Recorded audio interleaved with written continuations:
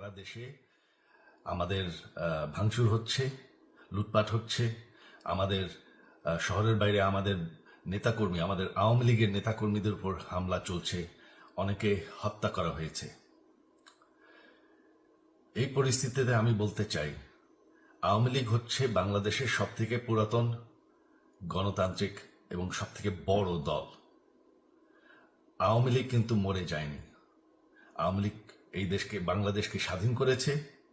আওয়ামী লীগকে শেষ করা সম্ভব না।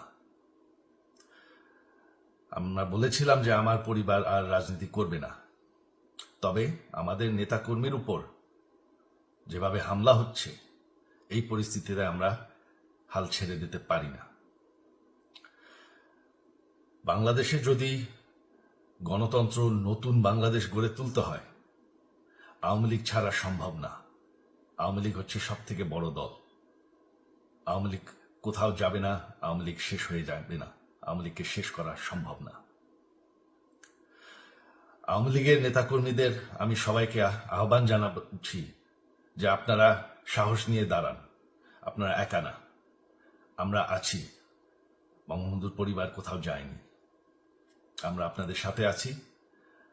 দেশকে, আমাদের নেতাকর্মীদেরকে, আওয়ামী লীগকে রক্ষা করার জন্য যা প্রয়োজন আমরা করতে প্রস্তুত। এই যে আমাদের বর্তমান যারাই আছে ক্ষমতায়, তাদেরকে আমি বলবো যে আমরাও একটি গণতান্ত্রিক, শৃঙ্খল, নিরাপদ বাংলাদেশ চাই, জঙ্গিবাদ মুক্ত। তার জন্য আমরা সবার সাথে আলোচনা করতে প্রস্তুত, শুধুমাত্র তারা যদি জঙ্গিবাদ এবং ভায়োলেন্স বাদ দেয়।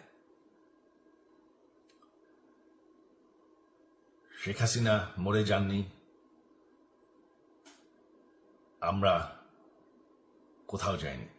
বাংলাদেশ আওয়ামী লীগ ছাড়া গণতন্ত্র, নির্বাচন সম্ভব না। এই বলে আমি আমার কথা শেষ করছি।